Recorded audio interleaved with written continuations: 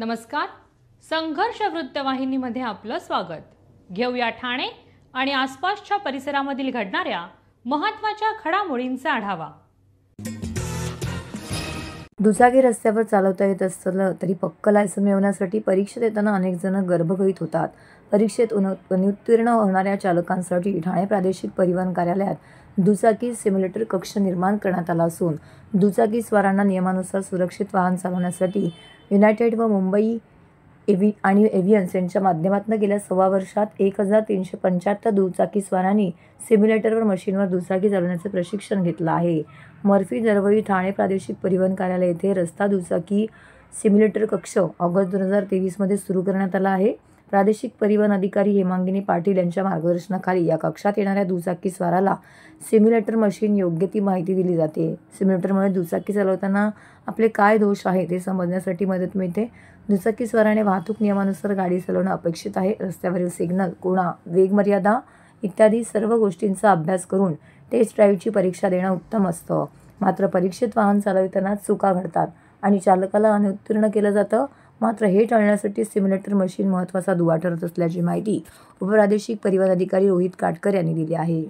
जे नौके वाहन चालक आहेत, नव्याने जे वाहन चालवायला शिकत आहेत, लर्निंग लायसन्स काढून लायसन्स ऑब्टेन करायचा प्रयत्न करतात, मिळवायचा प्रयत्न करत आहेत, तर त्यांना सुरक्षित पद्धतीनं रिअल टाईम एक्सपिरियन्स म्हणजे वाहन चालवण्याचा जो एक्सपिरियन्स आहे तो सुरक्षित पद्धतीनं द्यायचा किंवा ते स्वतः वाहन चालवत असताना काय प्रकारच्या चुका करतायत हे त्यांना स्वतः लक्षात यावं यासाठी सिम्युलेटरचा वापर करण्यात येतो.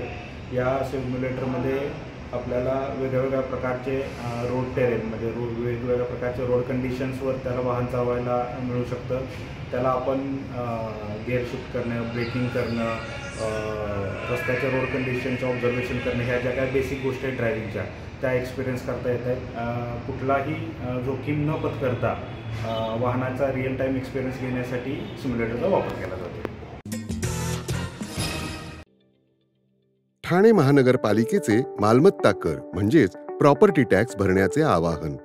सन 2022-23 या आर्थिक वर्षाचे मालमत्ता कराचे म्हणजेच प्रॉपर्टी टॅक्सचे बिल ठाणेकर करदात्यांना महापालिकेमार्फत आर्थिक वर्षाच्या सुरुवातीस म्हणजेच माहे एप्रिल 2022 मध्ये देण्यात आलेले आहे. तथापि अद्यापही काही करदात्यांनी मालमत्ता कर महापालिकेकडे जमा केलेला नाही. सध्या आर्थिक वर्षाचा अंतिम टप्पा सुरू झाला आहे. मालमत्ता कर वसुलीसाठी महापालिकेतर्फे कडक कारवाई हाती घेण्यात आली आहे. या अंतर्गत जंगम मालमत्ता, टीव्ही, फ्रीज, वाहन व इतर जप्त करणे तसेच स्थावर मालमत्ता वॉरंट बजावून जप्त करण्यात येत असून मालमत्तेचा जाहीर विक्रीद्वारे लिलाव करून कराची रक्कम वसूल करण्यात येत आहे. मालमत्तेस पाणी पुरवठा करण्यात येणारे नळ संयोजन खंडित करण्यात येत आहेत. त्याचप्रमाणे थकीत मालमत्ता करावर 2% व्याज आकारले जात असल्याने भरावयाची रक्कम वाढत आहे. आपला मालमत्ता कर propertytax.thanecity.gov.in या लिंकद्वारे तसंच गुगल पे, फोन पे, पेटीएम याद्वारे ऑनलाईन पद्धतीने करण्याची सुविधा उपलब्ध करून दिली आहे. शनिवार, रविवार व सार्वजनिक सुट्टीच्या दिवशी नागरिकांना मालमत्ता कर भरणे सोयीचे व्हावे याकरता महापालिकेचे मालमत्ता कर संलग्न कार्यालय या दिवशी कार्यान्वित ठेवण्यात आलेले आहे. तरी मालमत्ता कर वसुलीची अप्रिय कारवाई टाळण्याच्या दृष्टिकोनातून मालमत्ता कर भरून महापालिकेस सहकार्य करावे. धन्यवाद. देशासाठी शहीद झालेले वीर जवान नेहमी स्मरणात राहावे यासाठी शिवसेना नेते माजी खासदार राजन विचारे यांच्या संकल्पनेतून ठाणे महानगरपालिका प्रभाग क्रमांक 12 सिद्धेश्वर तलाव परिसरात सन 2010 मध्ये शहीद उद्यानाची निर्मिती झाली. या उद्यानात गेली 15 वर्ष देशासाठी शहीद झालेल्या वीर जवानांना मानवंदना देण्यात येत आहे. मुंबईत 26/11 रोजी झालेल्या अतिरेकी हल्ल्यात आपल्या वीर जवानांना प्राण गमावे लागले होते. त्यांना श्रद्धांजली देण्याचा कार्यक्रम दरवर्षी येथे केला जातो. या कार्यक्रमाच्या समारोपास महानगरपालिकेचे अग्निशामक दल, पोलीस दल, भारतीय सैनिक यांनी श्रद्धांजली अर्पण केली आणि उपस्थित असलेल्या सर्व मान्यवरांच्या समवेत बालयुवकांचे देशभक्तीपर सुंदर असं नृत्य देखील त्यांनी सादर केलं.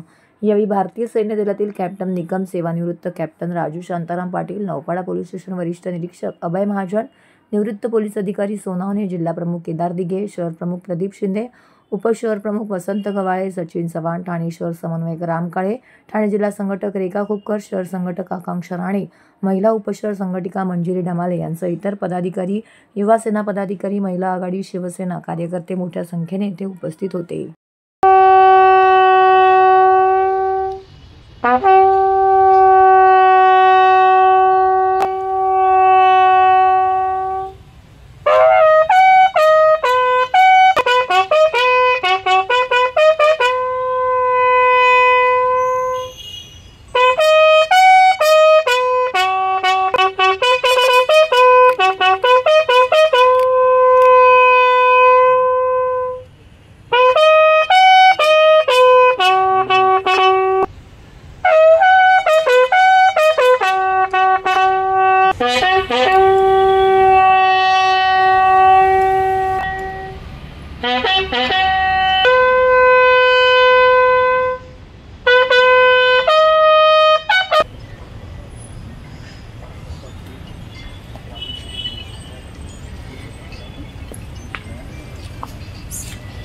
जहाँ से अच्छा हिंदुस्तान हमारा असं आपण म्हणतो, किंवा भारत माझा देश आहे, सारे माझे भारतीय माझे बांधव आहेत. कारण आज काळाची गरज आहे की देशप्रेम, राष्ट्रप्रेम हे मनामध्ये रुजलं पाहिजे, तरच खऱ्या अर्थानं भारतीय नागरिक घडतील. विरुद्ध युद्ध होतं आणि हे युद्ध आपल्या जवानांनी लाठी सह सामोरं गेले. त्यावेळी दहशतवादी हे गृहासाठी लाठी हातात घेऊन त्या दहशतवाद्यांना समोर गेला. त्यामध्ये आपले 17 करकरे साहेबांपासून IPS वरिष्ठ अधिकारी अशोक कामटे साहेब असतील, मेजर संदीप उन्नीकृष्णन असतील,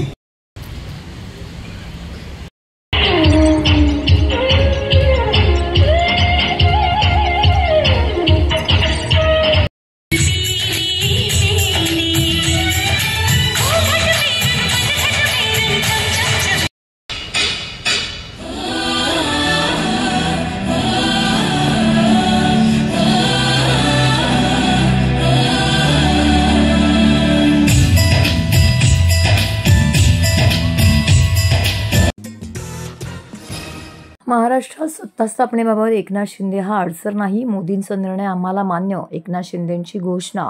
एकनाथ शिंदे यांनी 2 दिवस मौन बाळगलं होतं, ते आता सोडलं आहे. मुख्यमंत्री एकनाथ शिंदे हे ठाण्यातल्या पत्रकार परिषदेत सगळ्या पत्रकारांचं त्यांनी स्वागत केलं. निवडणुकीच्या निकालानंतर पहिल्यांदाच तुम्ही भेटत आहात. तुमच्या माध्यमातून सगळ्या मतदारांचे आभार मानतो. हा जो विजय आम्हाला मिळाला तो अभूतपूर्व विजय आहे. गेल्या अनेक वर्षात असा निकाल जनतेने दिलेला नाही.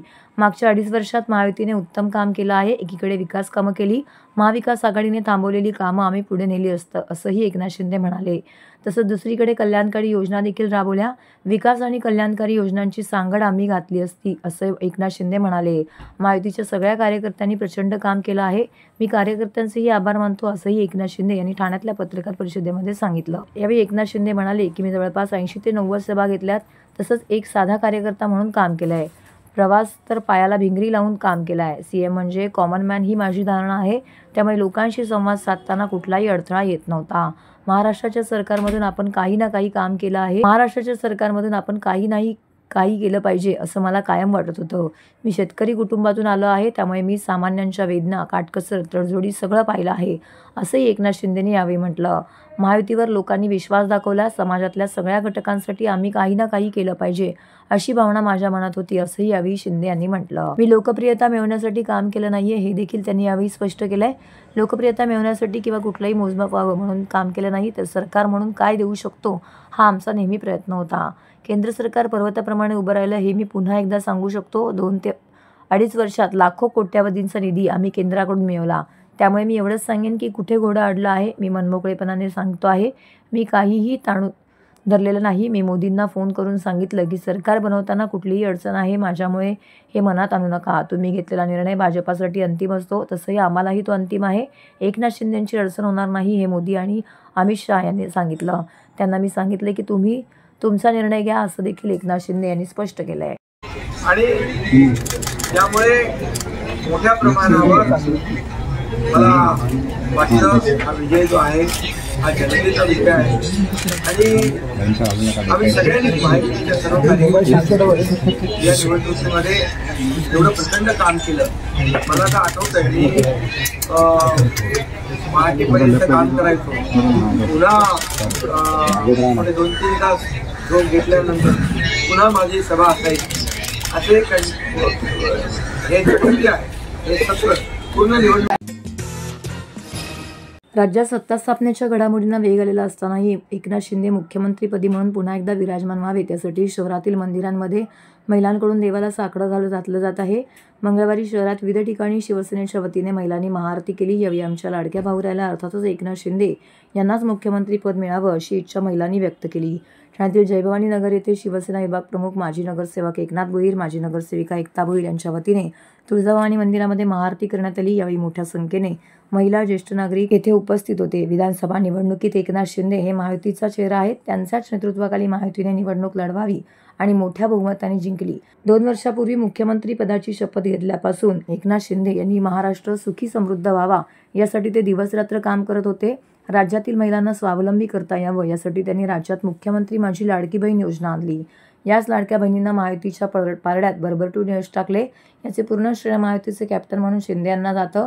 त्यामुळे ज्या भावाने आम्हाला स्वावलंबी बनवलं तोच भाऊ महाराष्ट्राचा मुख्यमंत्री म्हणून बसावा अशी पक्षाच्या कार्यकर्त्यांसह लाडक्या बहिणींची इच्छा आहे, असं शिवसेना विभाग प्रमुख माजी नगरसेवक एकनाथ भोईर यांनी सांगितलं.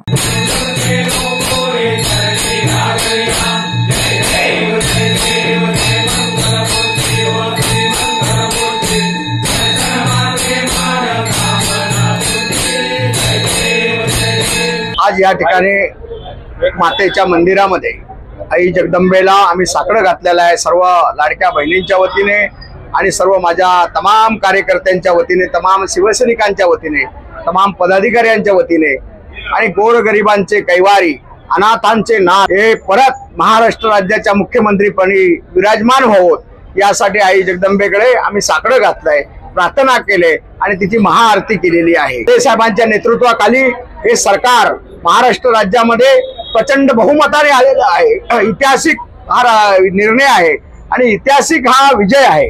हा कोणालाही नाकारता येणार नाही.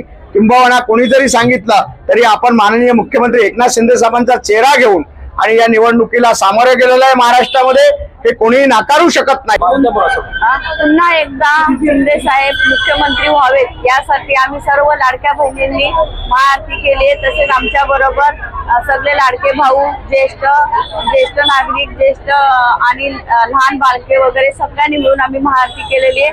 पुन्हा एकदा मुख्यमंत्री शिंदे साहेब व्हावेत, कारण मुख्यमंत्र्यांना पूर्ण तळागाळाच्या महिलांची आणि गोरगरिबांची व्यथा त्यांना माहिती आहे, कारण ते आज गोरगरिबातूनच वर आलेले आहेत. त्यामुळे आमच्या सगळ्यांची व्यथा त्यांना माहिती आहेत आणि अनेक मुख्यमंत्री होऊन गेले, पण कुठल्याही मुख्यमंत्र्यांना या योजना काढाव्यात व तळागाळातल्या माणसांपर्यंत या योजना पोहोचाव्यात असं कधीच वाटलं नाही.